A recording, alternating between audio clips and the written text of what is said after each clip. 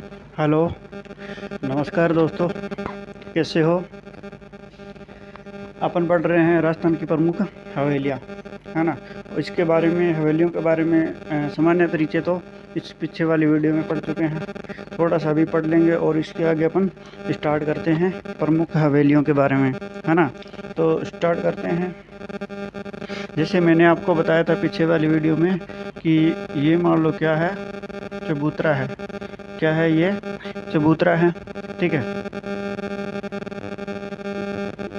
ये लो लिख देता हूँ। ये क्या है? दोनों चबूतरा है। ये इस चबूतरे का क्या है? प्रवेश द्वार है। ये क्या है? प्रवेश द्वार है। और इसके आगे ये खाली, इसके आगे खाली स्थान है ना? यहाँ पर कमरे बने हुए हैं। इस खाली स्थान में इस प्रकार से कमरे बने हुए हैं। क्या बने हुए हैं? कमरे, ठीक है। और जो बीच वाला स्थान है चबूतरों के या प्रवेश द्वार के बीच वाला स्थान है, इसे क्या कहते हैं? पोल कहते हैं। इसे क्या कहते हैं? पोल कहते हैं। और जो खाली स्थान है बीच में, इसको क्या कहते हैं? चौक कहते हैं। क्या कहते हैं? चौक कहते हैं। और इन चबूतरों को अलग से नाम से जाना जाता है, उसको क्या कहते हैं? गवाक्ष। क्या कहते हैं? गवाक्ष कहते हैं। और जो बीच में स्थान है, बीच में प्रवेश द्वार के बीच में जो स्थान है, उसको क्या कहते हैं? पोल कहते हैं। और यहाँ पर जो खाली स्थान है उसको चौक कहते हैं, ठीक है। और कमरे को अलग नाम से जाना जाता है तो तिवारा कहते हैं। कमरे को क्या कहते हैं? तिवारा। आपसे प्रश्न पूछा जाएगा कि तिवारा किसे कहते हैं, तो जो कमरे बने हुए हैं, ठीक है, हवेलियों के अंदर, उसको क्या कहते हैं? तिवारा कहते हैं। और चबूतरे को गवाक्ष कहते हैं। जो प्रवेश द्वार के बीच में स्थान है उसको पोल कहते हैं। पोल के पीछे के स्थान को क्या कहते हैं? चौक कहते हैं, है ना? तो इस प्रकार से कोई भी प्रश्न आए तो आपको बता देना है। फिर बात करते हैं सामान्य परिचय की। जैसे कि प्रश्न आता है कि 1000 हवेलियों का शहर। 1000 हवेलियों का शहर मैंने पीछे वाली वीडियो में बताया था, तो किसको कहते हैं? बीकानेर को कहते हैं, है ना? फिर आपसे क्वेश्चन आ जाए 1100 हवेलियों का नगर। 1100 हवेलियों का नगर चूरू किसको कहते हैं? चूरू को कहते हैं। अगर सीधा क्वेश्चन आ जाए हवेलियों का नगर किसे कहते हैं, तो जैसलमेर को कहते हैं। किसको कहते हैं? जैसलमेर को कहते हैं। फिर प्रश्न आ जाए कि राजस्थान में सर्वाधिक हवेलियाँ कहाँ की प्रसिद्ध है? यार, सर्वाधिक हवेली कहाँ पर है? सर्वाधिक हवेलियाँ प्रसिद्ध है तो कहाँ की है? शेखावाटी की। शेखावाटी की हवेलियाँ हैं वो वहाँ पर सर्वाधिक विश्व में प्रसिद्ध है। कहाँ पर प्रसिद्ध है? विश्व में। यहाँ लिख देता हूँ, विश्व में प्रसिद्ध है भाई। विश्व में प्रसिद्ध है कहाँ की? शेखावाटी की हवेलियाँ, ठीक है। और भित्ति चित्रों के लिए भी प्रसिद्ध है। किसके लिए? भित्ति चित्रों के लिए भी प्रसिद्ध है,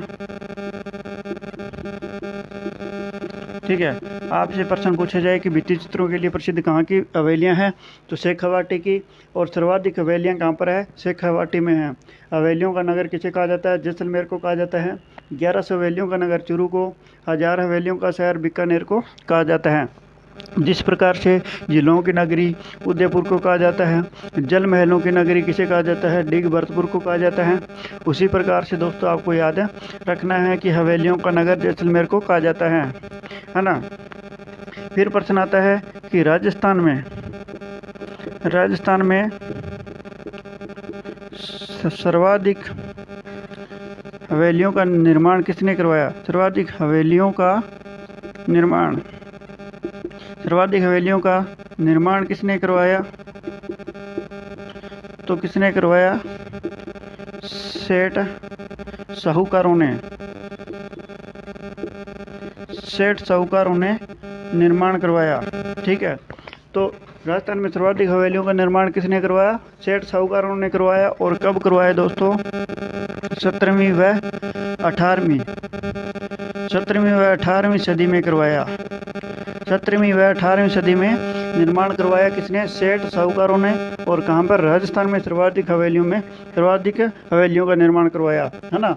ये था दोस्तों इसका सामान्य परिचय, है ना। तो इसके बारे में अपने को याद रखना है। ये आपको समझ में आया होगा कि ये दो चबूतरे हैं, चबूतरों को गवाक्ष कहते हैं, और जो चबूतरों के बीच में जो प्रवेश द्वार के बीच में स्थान है पोल कहते हैं। इस पोल के पीछे वाले स्थान को क्या कहते हैं? चौक कहते हैं। कमरों को तिवारा कहते हैं, है ना। ये याद रखना है। फिर ये इम्पोर्टेंट प्रश्न है, ये सीधे सीधे पेपरों में पूछे जाते हैं। फिर अपन आगे बात करते हैं दोस्तों हवेलियों को लेकर, कौन कौन सी हवेली अपने को पूछी जाती हैं। तो कौन कौन सी पूछी जाती है? जैसे कि मैं आपको बताता हूँ, पटुओं की हवेली। कौन सी हवेली? पटुओं की हवेली। तो आप बता सकते हैं कि पटुओं की हवेली कहाँ पर है? कहाँ पर है? जैसलमेर में। पटुओं की हवेली कहाँ पर है? जैसलमेर में है, ठीक है। और इसका निर्माण है वो किसने करवाया या कब करवाया? निर्माण कब करवाया दोस्तों? तो 1805 में। 1805 में करवाया। और किसने करवाया दोस्तों? तो एक गुमान चंद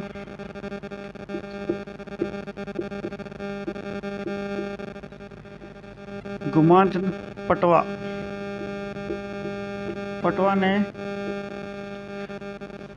गुमान चंद पटवा ने निर्माण करवाया। गुमान चंद पटवा ने निर्माण करवाया अपने 5 पुत्रों के लिए। गुमान चंद पटवा ने अपने 5 पुत्रों के लिए 5 समूह वाली हवेलियों का निर्माण करवाया। हवेलियों का निर्माण करवाया। तो आपको क्या याद रखना है कि पटुओं की हवेली कहाँ पर है? जैसलमेर में है। निर्माण 1805 ईस्वी में गुमान चंद पटवा ने अपने 5 पुत्रों के लिए 5 समूह वाली हवेलियों का निर्माण करवाया, है ना। फिर प्रश्न आता है कि यह हवेली कितने मंजिल है? तो कितने मंजिल है? 5 मंजिल है। यह हवेली कितने मंजिल है? 5 मंजिल हवेली है ना। ये याद रख लेना है। फिर बात करते हैं यह किसके लिए प्रसिद्ध है? तो ये दोस्तों सिंध, इसकी क्या विशेषता है? तो सिंध हिंदू व मुगल और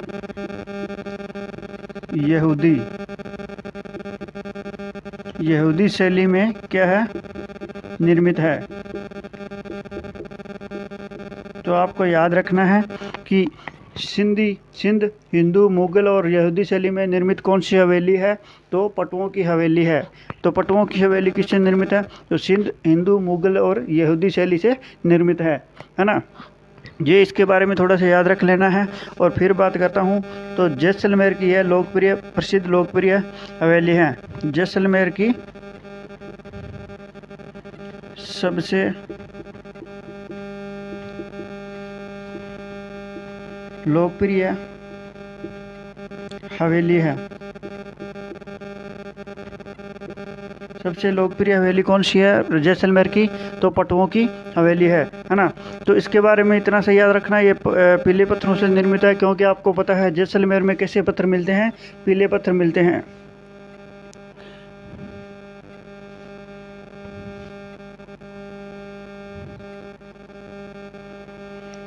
ये दोस्तों 5 मंजिल नहीं है, ये कितने मंजिल है? 7 मंजिल है।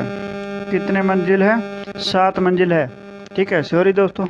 तो आपको समझ में आया होगा ये पटुओं की हवेली के बारे में। 2-3 बार मैंने आपको इसको दोहरा दिया आपके सामने, तो समझ में भी आ गया होगा। अब आगे की बात करते हैं। आगे वाली हवेली कौन सी है? सलीम सिंह की हवेली।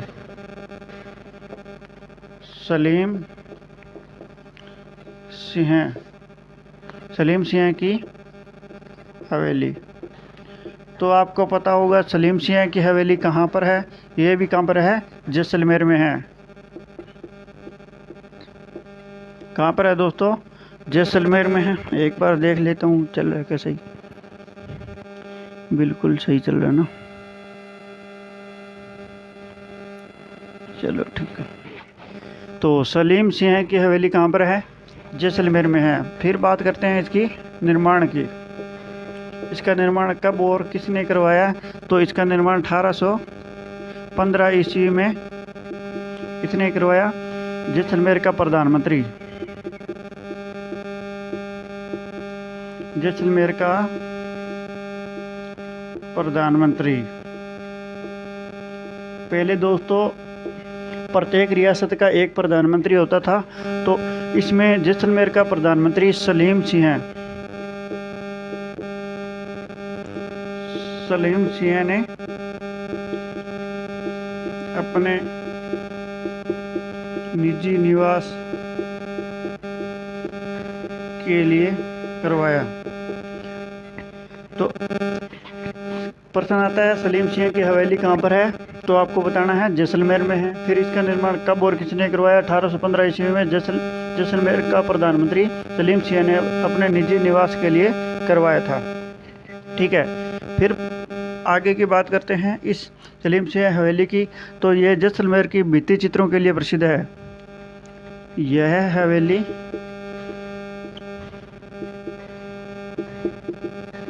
भित्ति चित्रों के लिए प्रसिद्ध है।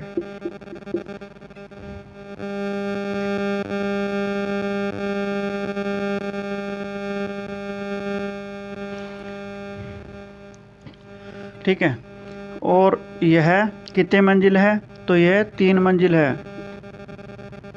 कितने मंजिल है? 3 मंजिल हवेली है ना। ये इसके बारे में याद रख लेना। तो प्रश्न आता है सलीम सिंह की हवेली इसके लिए प्रसिद्ध है, भित्ति चित्रों के लिए और 3 मंजिल है ना। जैसे कि ये हवेली है कि पहली हवेली ऊपर वाली एक हवेली तो ये होगी, और दूसरी ये होगी, तीसरी ये होगी, है ना। ये अपने को याद रखना है। इस प्रकार से मान लो ये क्या है? सलीम सिंह की हवेली है। तो इस हवेली को क्या नाम दिया गया है? ऊपर वाली हवेली को, तीसरी हवेली को, इसे कहते हैं शीश महल। शीश महल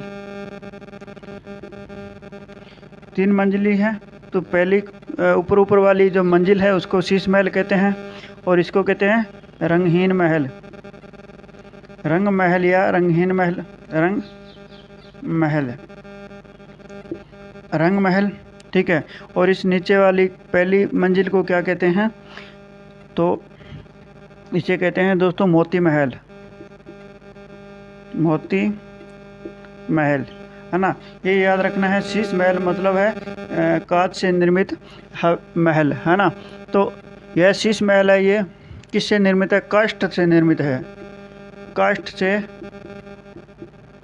निर्मित है। तो काष्ठ से निर्मित कौन सा महल है? तो शीश महल है। वो सलीम सिंह की हवेली में जो शीश महल है वो किससे निर्मित है? काष्ठ से निर्मित है, मतलब लकड़ी से निर्मित है। और रंग महल है, दूसरी मंजिल है, यह किसके लिए प्रसिद्ध है? यह दोस्तों रंगहीन चित्रों के लिए प्रसिद्ध है। रंगहीन चित्रों के लिए। रंगहीन चित्रों के लिए कौन सी मंजिल प्रसिद्ध है? तो रंगहीन चित्रों के लिए रंग महल प्रसिद्ध है, जो सलीम सिंह की हवेली है उसकी दूसरी मंजिल है ना। तो मोती महल के बारे में अगर बात करें तो मोती महल में दोस्तों यहाँ क्या है? 48 झरोखे। 48 झरोखे इस महल में या इस हवेली में 48 झरोखे व खिड़कियां हैं। इस महल में 48 झरोखे व क्या है? खिड़कियां हैं, और 38 बालिकाएं हैं। 38 क्या है? बालिकाएं हैं।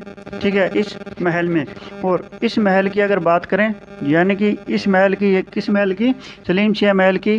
तो ये इस महल में नाचते हुए मोर, नाचते हुए मोर व कमल के चित्र बने हुए हैं, चित्र बने हुए हैं।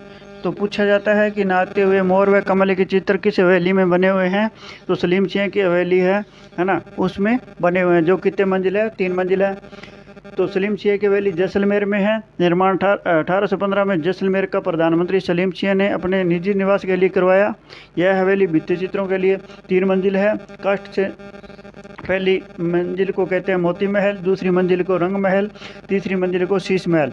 शीश महल है वो काष्ठ से निर्मित है। रंग महल किसके लिए प्रसिद्ध है? रंगहीन चित्रों के लिए प्रसिद्ध है। ठीक है। इस महल में 48 झरोखे व खिड़कियां हैं और 38 बालिकाएं हैं, है ना। यहाँ पर नाचते हुए मोर व कमल के क्या बने हुए हैं? चित्र बने हुए हैं, है ना। तो एक बार देख लेता हूँ, सही दिखाई दे रहा है क्या?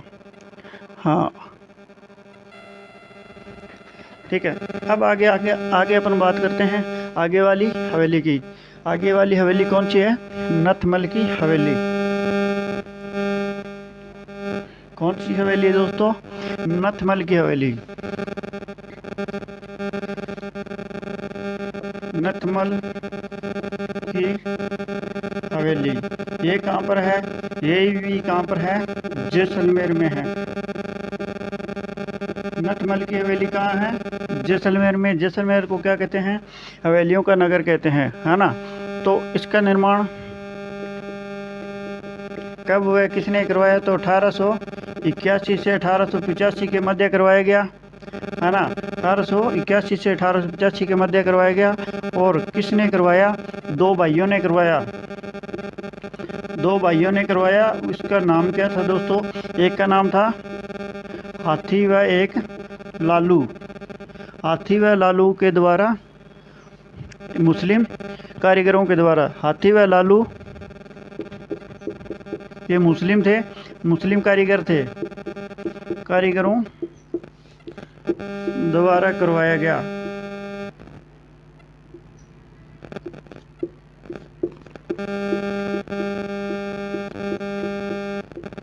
है ना। तो आपको क्या याद रखना है? नथमल की हवेली है वो जैसलमेर में है। यह निर्माण 1881 में 85 में 81 से 85 के मध्य 2 भाइयों के द्वारा हाथी व लालू मुस्लिम कारीगरों के द्वारा करवाया गया। यही हवेली भी दोस्तों भित्ति चित्रों के लिए प्रसिद्ध है। भित्ति चित्रों के लिए प्रसिद्ध।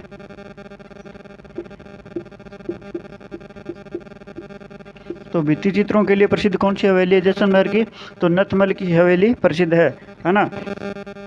तो आगे अपन बात करें इस हवेली की, तो यह भी हवेली किस पत्थरों से निर्मित है? तो पीले पत्थरों से निर्मित है। आपको पता है जैसलमेर में पीले पत्थर मिलते हैं, तो पीले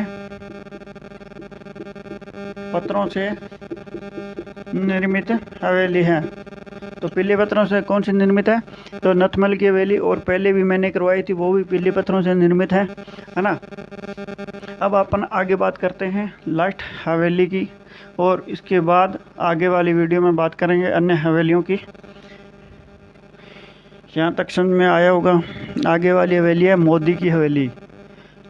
अरे मोदी की हवेली तो इम्पोर्टेंट है, मोदी की हवेली, है ना। मोदी की हवेली कहाँ पर है दोस्तों? तो झुंझुनू में है। कहाँ पर है? झुंझुनू में। तो मोदी की हवेली पूछा जाए आपसे कहाँ पर है? झुंझुनू में है। इसको अन्य नाम से जाना जाता है। इसका अन्य नाम क्या है? ईश्वरदास। क्या नाम है? ईश्वरदास की हवेली। क्या नाम है? ईश्वरदास मोदी हवेली। ईश्वरदास मोदी हवेली कहते हैं। और क्या कहते हैं? जेरोकास की हवेली कहते हैं।